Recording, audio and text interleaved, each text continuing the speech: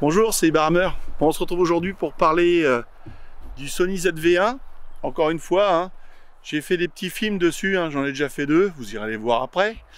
Donc là, j'y rajoute deux accessoires pour l'améliorer. Donc il y en a un qui est vachement bien, c'est la cage que je vous montre ici, une cage Smallring. Du coup, vous voyez, ça lui donne vachement de gueule.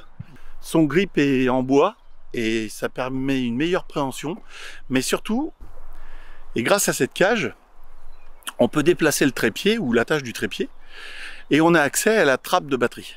Déjà, un premier point positif.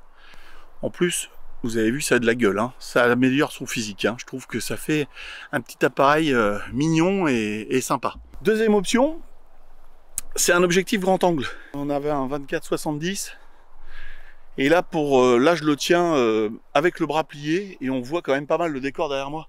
Alors qu'avant, on avait vraiment, on avait à peu près cette position-là, sans le grand angle. Donc c'est une lentille qui vient se visser sur l'objectif actuel. Et c'est ça qui m'embête un peu, c'est là que ça pêche un peu. C'est pour ça que j'ai mis un mais dans le titre. C'est que le pas de vis se colle sur... à aucun moment ils avaient prévu à l'avance qu'on allait revisser une lentille dessus. Et ça m'embête un peu, c'est collé. Donc je peux pas le laisser en place tout le temps. J'aurais peur que ça s'arrache dans mon sac ou avec le poids, parce qu'il y a un poids certain. Toute la lentille est en métal. Il y a une double lentille, hein. Il y a une lentille pour faire un grand angle comme ça, vous voyez. Assez chouette. On voit tout derrière moi comme ça.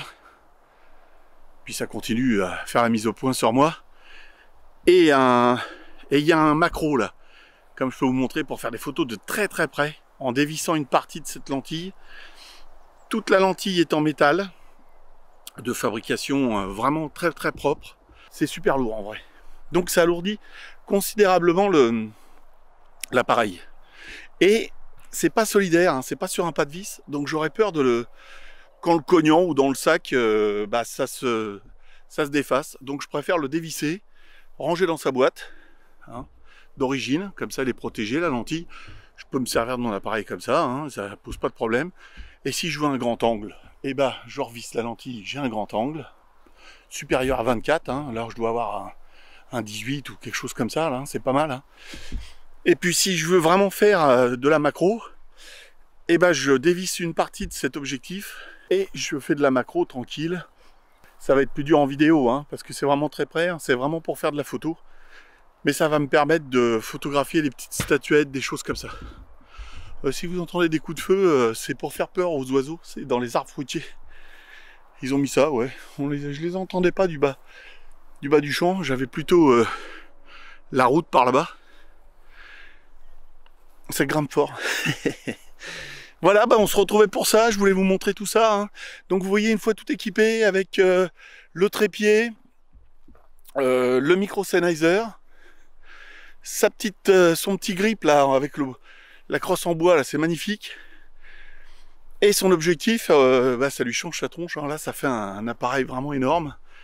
Et voilà, c'est pas mal en mettant des petites options comme ça, des petits gadgets sur son appareil photo, qu'on arrive encore à les améliorer. Bon, je l'utilise beaucoup pour les vlogs comme ça. Et ce qui est pas mal, je l'utilise vraiment, même pas en caméra B, mais en caméra C. C'est-à-dire que je le confie à quelqu'un, comme un caméscope.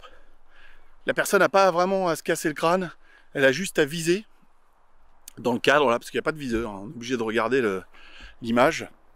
Elle suit l'image en direct, elle cadre un petit peu, hein. Moi je peux recroper dedans, il n'y a pas de souci. Et ça me permet de vous faire des best-of, comme j'avais fait dans les films précédents. On voit un peu ce que j'ai fait, on me voit en train de filmer. Donc c'est vraiment un petit caméscope que je peux filer à n'importe qui. Il suffit qu'il appuie sur le bouton, quoi, déjà pour enregistrer. Mais après, il n'y a plus rien à faire, quoi. Viser me mettre dans le cadre ou mettre la personne qui veut filmer dans le cadre. Et voilà, ça fait le travail. Ça fait la mise au point, ça fait... voilà. Je voulais essayer un truc. Il y a un petit bouton, hein, pour voir le... Voilà, je regarde un petit peu. Donc normalement, derrière moi, c'est net.